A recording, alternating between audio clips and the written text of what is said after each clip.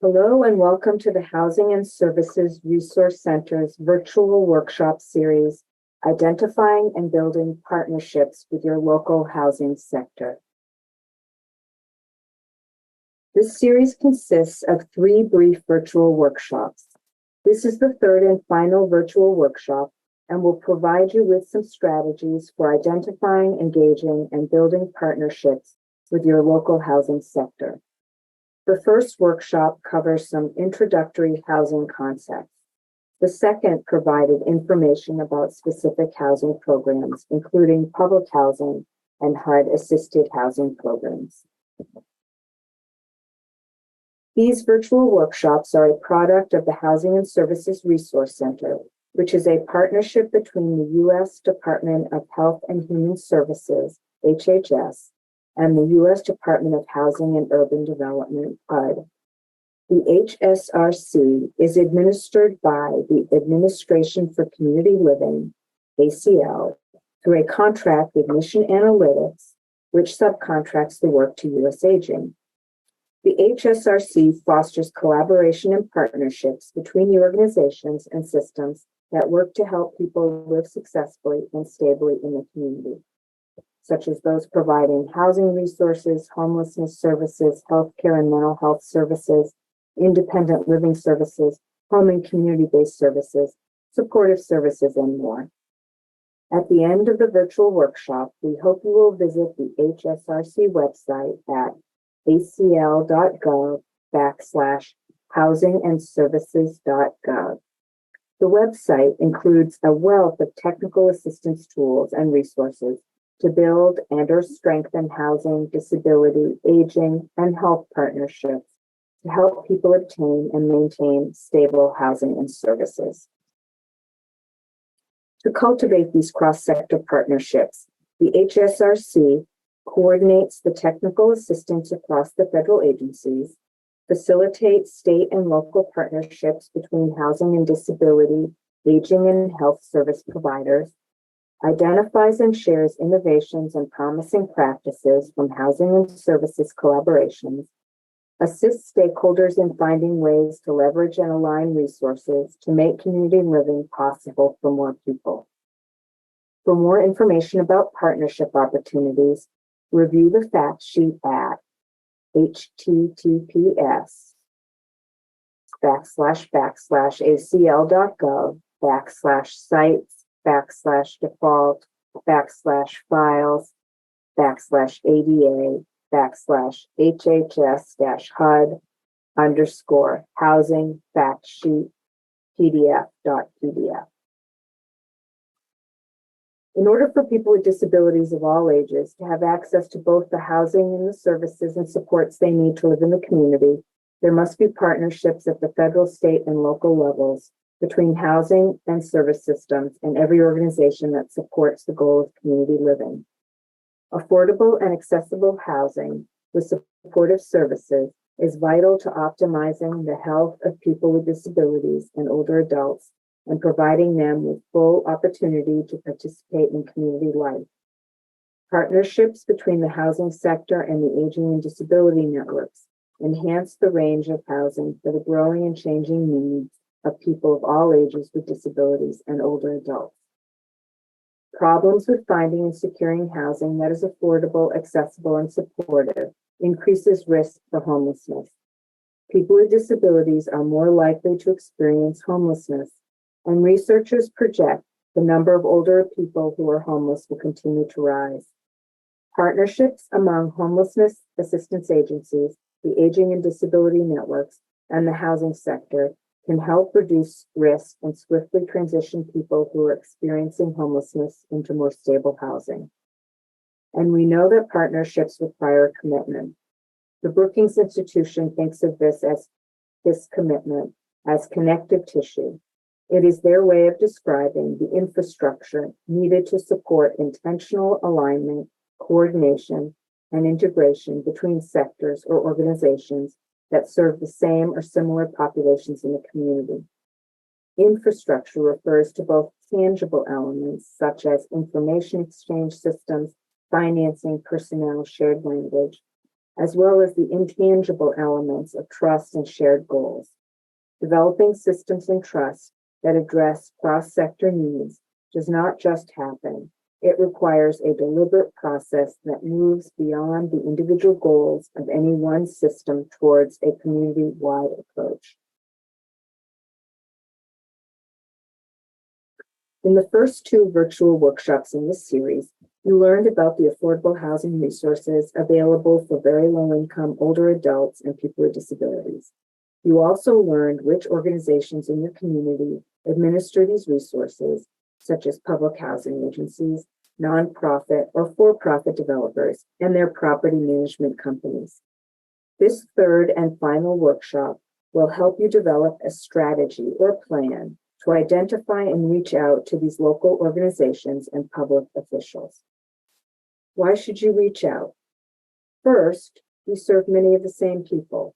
Many of the consumers in the disability, aging, and health sectors need housing too. Second, it is likely that the property manager has tenants who would benefit from the services the disability, aging, and health sectors provide. Third, whether you are helping an applicant to get through a complicated housing application process, or you are advocating for a tenant who is having difficulty meeting your lease requirements, it is always helpful to have a contact in an organization who knows you and is willing to take your call or meet with you to problem solve. Finally, once the housing agency gets to know you, your organization's mission, and what you bring to the table, opportunities to partner may develop or become apparent. We are stronger together and can leverage our resources, expertise, innovation, problem solving skills, and overcome challenges. So, where to start? First, do your homework. One place to start is to identify the local organizations that provide affordable housing opportunities. What public housing agency serves your community? Use the HUD webpage provided in the second virtual workshop and provided again on this slide to identify your local public housing authority or PHA. Has HUD or your state or local government funded affordable housing through private developers in your community? Use the HUD housing locator or a housing listing available through your state housing finance agency website to find out. Those links are also on this slide. Explore existing housing and service partnerships. Almost every community has a continuum of care, also known as COCs, a regional or local planning body that coordinates housing and services funding for homeless families and individuals. The types of organizations that make up local COCs include, but are not limited to, homeless and housing service providers, victim service providers, PHAs, mental health agencies, and public health agencies. COCs must make a public invitation for new members, including people with lived experience of homelessness, to join at least annually. Is your community part of the House America initiative? House America is a federal initiative that invites mayors, city and county leaders, tribal nation leaders, and governors into a national partnership to address the crisis of homelessness. Visit the House America website to learn if your community is listed and identify your point of contact. Check out the HUD dashboards to see what resources your local housing authority has available. Finally, be creative in identifying partners. Pay attention to groups that may not be aging or disability focused. Chamber of Commerce, Rotary, or other groups specific to your area might be great partners. Pause this virtual workshop and take a moment to consider which organizations you might approach. Using the links, determine which housing agencies serve low-income people in your community.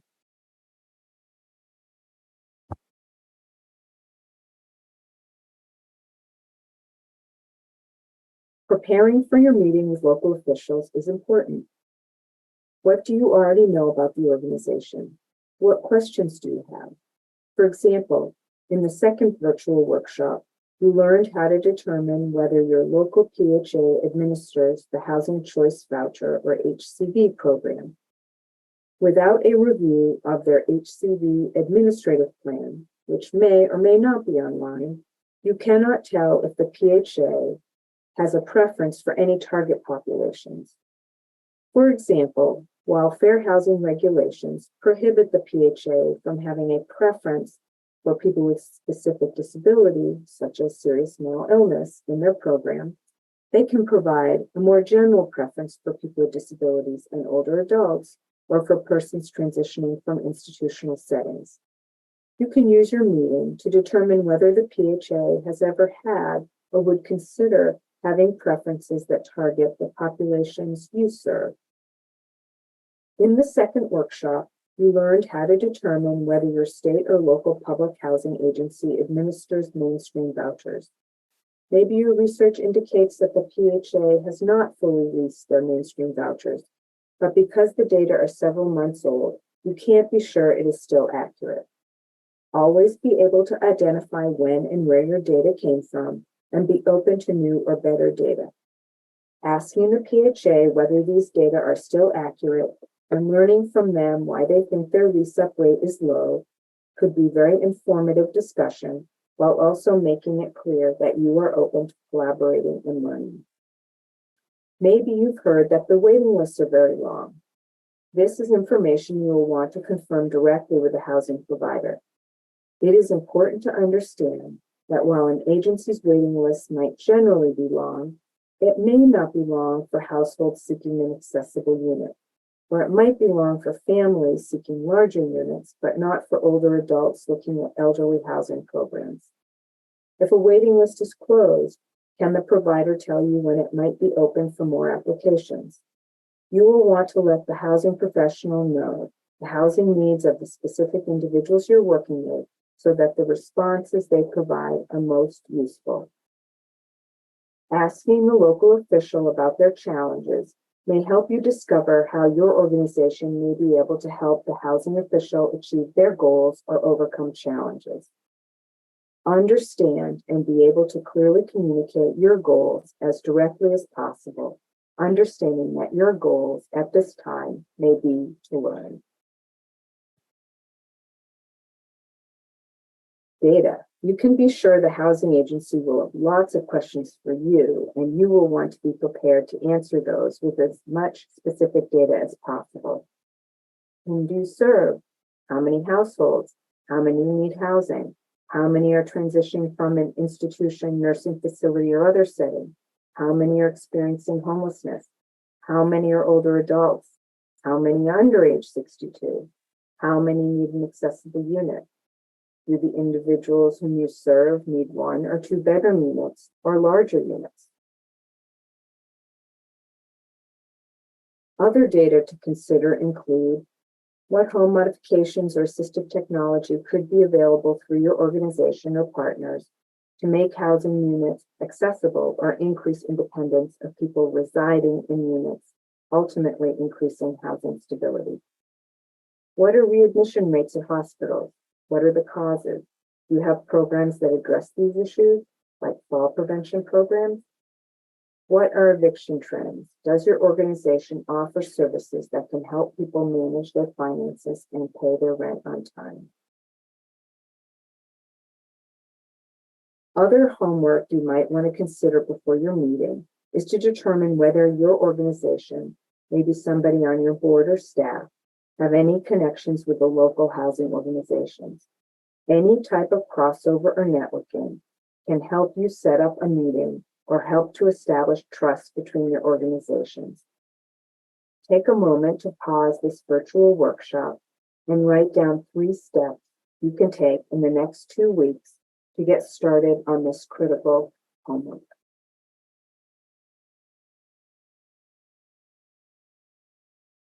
Partnerships are generally a 2 or many more ways street. The housing agency you meet with have resources that you want to leverage for your clients, but it is important to remember that you may have resources that they want and need for their tenants and program participants. Housing agencies recognize the need for services and supports for their tenants and are often seeking partnerships with local organizations that can provide services, service coordination, or information and referral for their tenants. Housing organizations need agencies their staff can call when a tenant is having a crisis. Most housing organizations want to help tenants sustain their tenancies and look for organizations that can support tenants this way.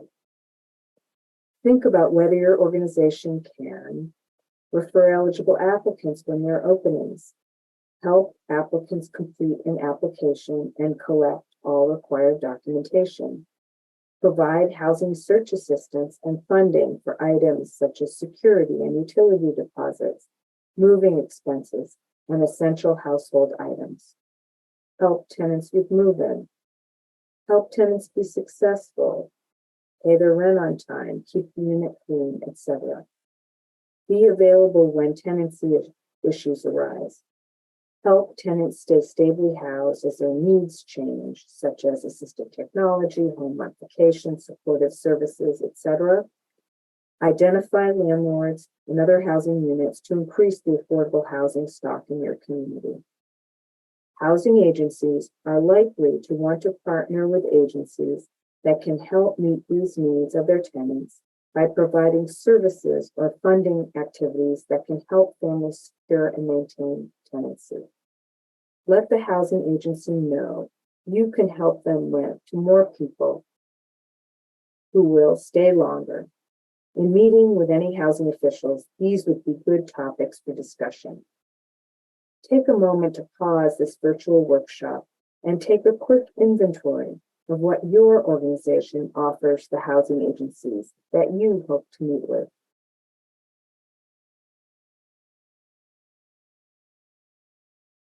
Once you establish a relationship with a housing agency, you may want to consider formalizing the partnership. We'll conclude this series with some lessons learned from housing and service collaborations at the state and local level, including the mainstream voucher, communities of practice that HUD has been implementing with PHAs. First, it is important to establish key points of contact. Who will the housing agency call if there is a tenant issue? Designating a single point of contact is very efficient and promotes more effective communication. Having a single point of contact at the housing agency will be helpful to you. There can be a lot of turnover in certain types of positions like property management. Remember to let the housing agency know when your single point of contact changes and ask them to do the same for you. Second, establish mutual understanding. What does your agency mean by service coordination or case management? These activities may be different than what the housing officials mean. What are eligibility criteria for your programs, and how does this need to be documented? What are the requirements for their programs? What does it mean that your agency promotes choice and independence? The housing official may think it means services will not be engaged or available once the individual moves into the unit. Define roles and responsibilities. Be clear about what your organization can and cannot do and explain why. Everybody's busy. Having regularly scheduled meetings will better ensure that everyone is able to meet and makes the meeting a priority. You may need to meet every month at the beginning of a collaboration, but only quarterly or even less often once things get off the ground. If you can identify mutual goals and communicate these, perhaps even in a written memorandum of understanding or MOU, you'll be able to review benchmarks and progress towards these goals. This may allow you all to make mid-course adjustments if you find progress is not occurring, and to celebrate the progress you were all able to achieve together because of the partnership. In this virtual workshop, you learned a number of strategies to both prepare for and reach out to your local housing officials. Relationships that you develop with your local PHA or one or more multifamily affordable housing developments can result in housing opportunities for the individuals you work with and also opportunities for agency collaboration. And remember, the HSRC is your resource center. Please email us at hsrc@acl.hhs.gov about your questions about this virtual workshop, technical assistance needs, website suggestions, and your own cross-sector partnerships. And check out the HSRC website at acl.gov/housing and services.